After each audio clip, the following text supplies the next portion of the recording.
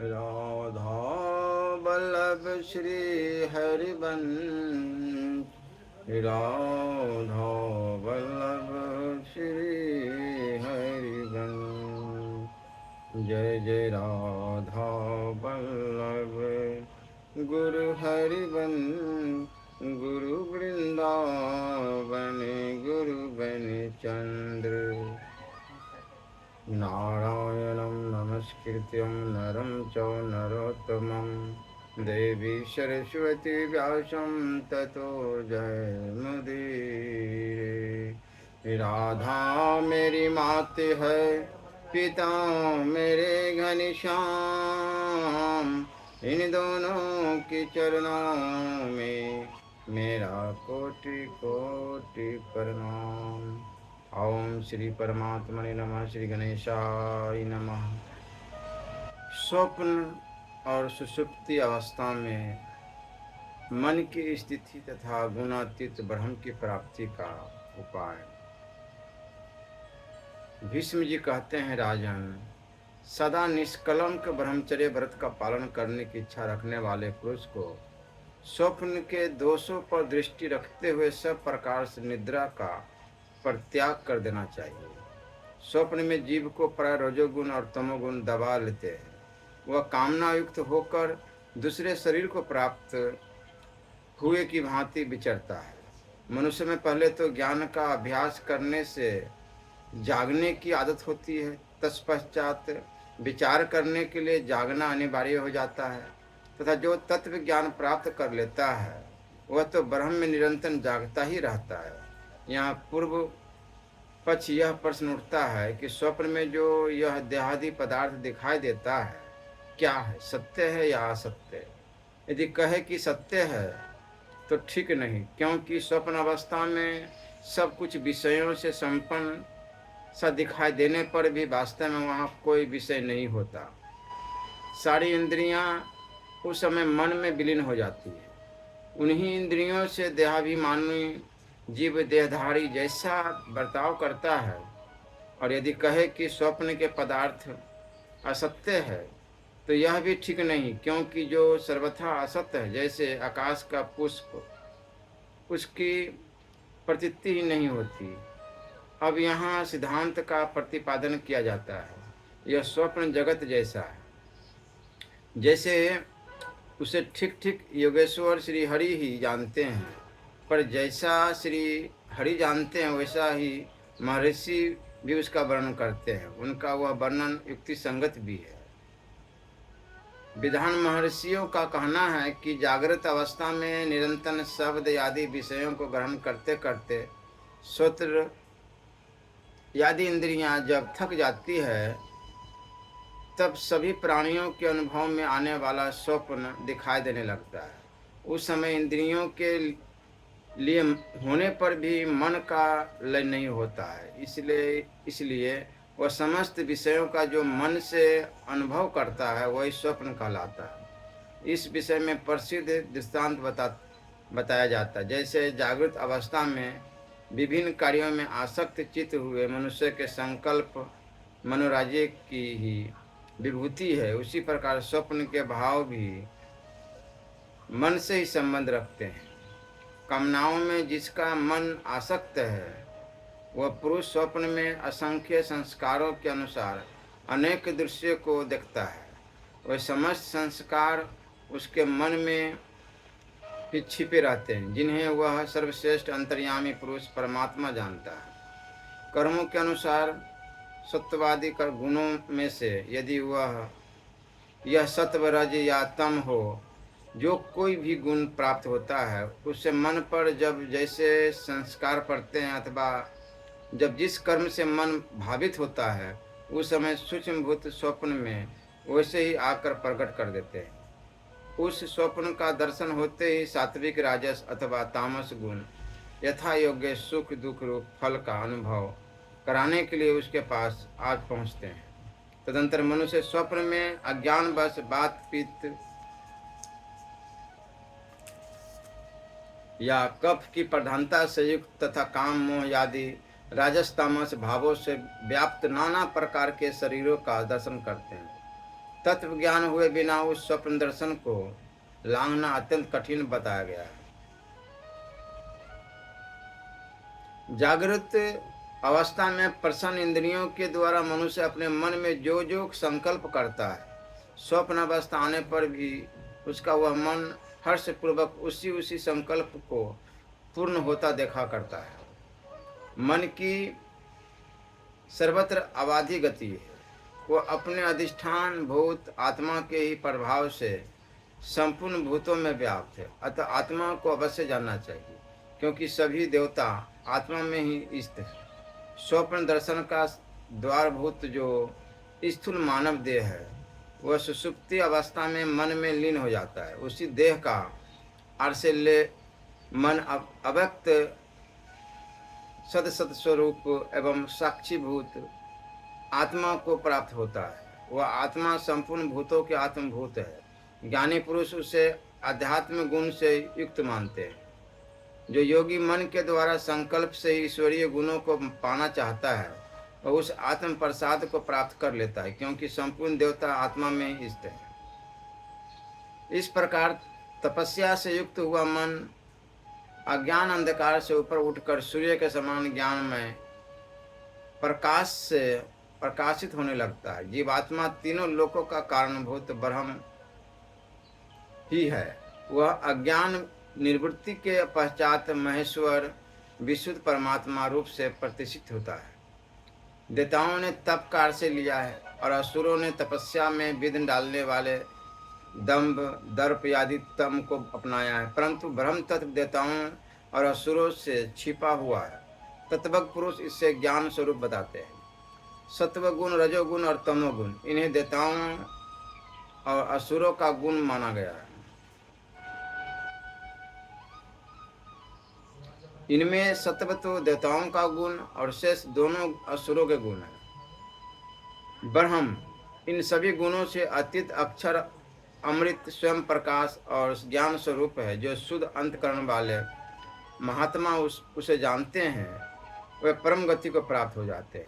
ज्ञान में दृष्टि रखने वाले महापुरुष ही ब्रह्म के विषय में युक्ति संगत बात कर सकते हैं, अथवा मन और इंद्रियों को विषयों की ओर से हटाकर एकाग्रचित हो चिंतन करने से भी ब्रह्म का साक्षात्कार हो जाता है। भीष्म जी कहते हैं, राजन, जो मनुष्य सच्चिदानंद घन परमात्मा दृश्य वर्ग तथा प्रकृति और पुरुष, इन चारों को नहीं जानता है, वह परब्रह्म परमात्मा को नहीं जानता है। परम ऋषि नारायण ने जिस व्यक्त और अव्यक्त तत्व का प्रतिपादन किया है, उसमें व्यक्त दृश्य वर्ग को मृत्यु के मुख में पड़ने वाला जाने और अव्यक्त को अमृत पद समझे, तथा नारायण ऋषि ने जिस प्रवृत्ति रूप धर्म का प्रतिपादन किया है, उसी पर चराचर प्राणियों सहित समस्त त्रिलोकी प्रतिष्ठित है। निवृत्ति रूप जो धर्म है, वह अव्यक्त सनातन ब्रह्म स्वरूप है।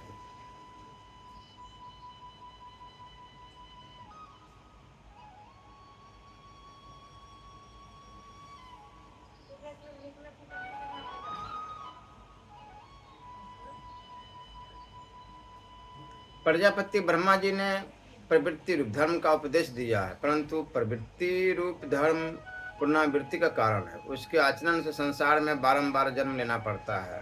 और निवृत्ति रूप धर्म का परम गति की प्राप्ति कराने वाला है, जो सदा ज्ञान तत्व के चिंतन में संलग्न रहने वाला, शुभ और अशुभ को ज्ञान नेत्रों के द्वारा तत्व से देखने वाला तथा निवृत्ति परायण मुनि है, वह उस परम गति को प्राप्त होता है। इस प्रकार विचारशील पुरुष को चाहिए कि वह पहले अव्यक्त प्रकृति और पुरुष जीवात्मा, इन दोनों का ज्ञान प्राप्त करे, फिर इन दोनों से श्रेष्ठ जो परम महान पुरुषोत्तम तत्व है, उसका विशेष रूप से ज्ञान प्राप्त करे। ये प्रकृति और पुरुष जीवात्मा दोनों ही अनादि और अनंत हैं। दोनों ही अलिंग निराकार तथा दोनों ही नित्य, अविचल और महान से भी महान है। ये सब बातें इन दोनों में समान रूप से पाई जाती है, परंतु इसमें जो अंतर या विलक्षण है वह दूसरा ही है, जिससे बताया जाता है। प्रकृति त्रिगुणमय है। ब्रह्म के सकाश से सृष्टि करना उसका सहज धर्म है, किंतु क्षत्रज्ञ अथवा पुरुष के स्वरूप को प्रकृति से सर्वथा विपरीत विलक्षण जानना चाहिए। वह स्वयं गुणों से रहित तथा प्रकृति के विकारों कार्यों का दृष्टा है। ये दोनों, प्रकृति और पुरुष, संपूर्ण इंद्रियों के विषय नहीं हैं। दोनों ही आकार रहित तथा एक दूसरे से विलक्षण है। प्रकृति और पुरुष के संयोग से चराचर जगत की उत्पत्ति होती है, जो कर्म से ही जानी जाती है। जीव मन इंद्रियों द्वारा कर्म करता है, और जिस जिस कर्म को करता है उसका कर्ता कहलाता है। कौन, मैं, यह और वह, इन शब्दों एवं संज्ञाओं द्वारा उसी का वर्णन किया जाता है। अतः इन्हीं हेतुओं से आवृत हुई इन चार वस्तुओं सच्चिदानंद घन परमात्मा, दृश्य वर, प्रकृति और पुरुष को जानना चाहिए। इन्हें भली भांति तत्व से जान लेने पर मनुष्य मृत्यु के समय मोह में नहीं पड़ता। जो दिव्य संपत्ति अर्थात ब्रह्म ज्ञान प्राप्त करना चाहे, उस देहधारी पुरुष को अपना मन शुद्ध रखना चाहिए और शरीर से कठोर नियमों का पालन करते हुए निर्दोष तप का अनुष्ठान करना चाहिए। आंतरिक तप चैतन्यमय प्रकाश से युक्त है, उसके द्वारा तीनों लोक व्याप्त है। आकाश में सूर्य और चंद्रमा भी तप से ही प्रकाशित हो रहे हैं। लोक में तप शब्द विख्यात है। उस तप का फल है ज्ञान स्वरूप प्रकाश। रजोगुण और तमोगुण का नाश करने वाला जो निष्काम कर्म है, वही तपस्या का स्वरूप बोधक लक्षण है। ब्रह्मचर्य और अहिंसा को शारीरिक तप कहते हैं। मन और वाणी का भली भांति किया हुआ संयम मानसिक तप कहलाता है। वैदिक विधि को जानने और उनके अनुसार चलने वाले द्विजातियों से ही अन्न ग्रहण करना उत्तम माना गया है। ऐसे अन्न का नियम पूर्वक भोजन करने से रजोगुण से उत्पन्न होने वाला पाप शांत हो जाता है। उससे साधक की इंद्रियां भी विषयों की ओर से विरक्त हो जाती। इसलिए उतना ही अन्न ग्रहण करना चाहिए जितना जीवन रक्षा के लिए वांछनीय हो। इस प्रकार योग युक्त मन के द्वारा जो ज्ञान प्राप्त होता है, उसे जीवन के अंत समय तक पूरी शक्ति लगाकर धीरे धीरे प्राप्त ही कर लेना चाहिए। इस कार्य में धैर्य नहीं छोड़ना चाहिए। योग परायण योगी की बुद्धि कार्यों द्वारा व्याहत नहीं होती।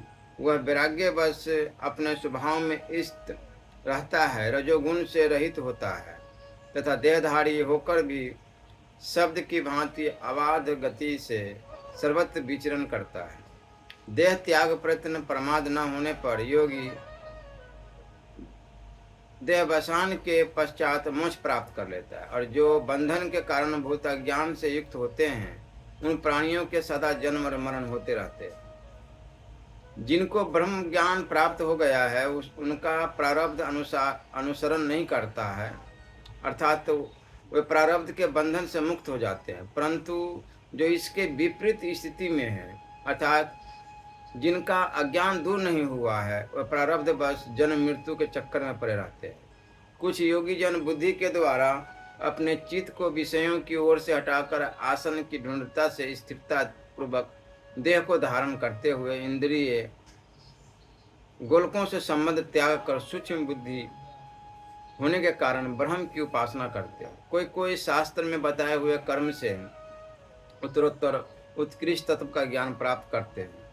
प्रकाश तक पहुंचकर वही बुद्धि के द्वारा ब्रह्म का अनुभव करते हैं। जिसने योग के द्वारा अपनी बुद्धि को शुद्ध कर लिया है, ऐसा कोई कोई योगी ही देह स्थिति प्रयत्न आशय रहित अपनी ही महिमा में प्रतिष्ठित ब्रह्म में स्थित रहता है। इसी तरह कोई तो योगा धारणा के द्वारा सगुण ब्रह्म की उपासना करते हैं और कोई उस परम देव का चिंतन करते हैं जो विद्युत समान ज्योतिर्मय और अविनाशी कहा गया है।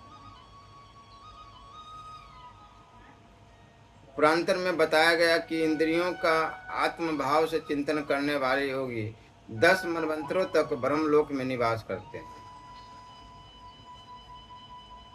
कुछ लोग तपस्या से अपने पाप को दग्ध करके अंतकाल में ब्रह्म की प्राप्ति करते हैं। इन सभी महात्माओं को उत्तम गति की प्राप्ति होती है। शास्त्रीय दृष्टि से उन महात्माओं की सूक्ष्म विशेषता को देखें।